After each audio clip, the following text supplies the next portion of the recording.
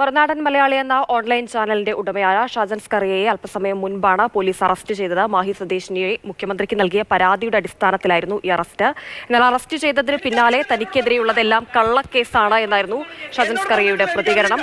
വിവരങ്ങൾ നൽകാനായി ജിബിൻ ജെബി ചേരുന്നുണ്ട്. ജിബിൻ, വളരെ രൂക്ഷ ഭാഷയിലായിരുന്നു ഷാജൻ സ്കറിയ പറഞ്ഞത്.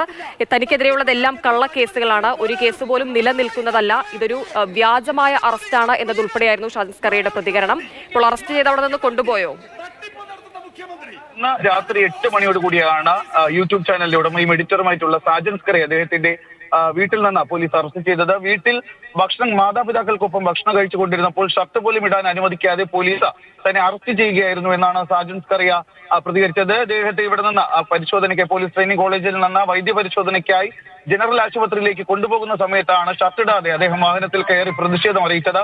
മുഖ്യമന്ത്രി പിണറായി വിജയനെതിരെയാണ് അദ്ദേഹം കൂടുതലും മുദ്രാവാക്യങ്ങൾ വിളിച്ചത്. മുഖ്യമന്ത്രിയുടെ മകൾക്കെതിരായിട്ടുള്ള വാർത്തകൾക്ക് എതിരെയുള്ള ഒരു പ്രതികാര നടപടിയാണ് ഈ അറസ്റ്റ്, ഈ ഒരു കേസും അറസ്റ്റും എന്ന ഷാജൻ സ്കറിയ മുദ്രാവാക്യം വാഹനത്തിന്റെ ഉള്ളിൽ കയറിക്കൊണ്ട് വിളിച്ചത്.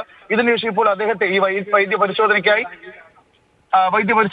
തിരുവനന്തപുരത്തെ ജനറൽ ആശുപത്രിയിലേക്ക് എത്തിച്ചിരിക്കുകയാണ്. ഇവിടെയും അദ്ദേഹം മാധ്യമങ്ങളോട് പ്രതികരിക്കുമെന്ന് തന്നെയാണ് പ്രതീക്ഷിക്കുന്നത്.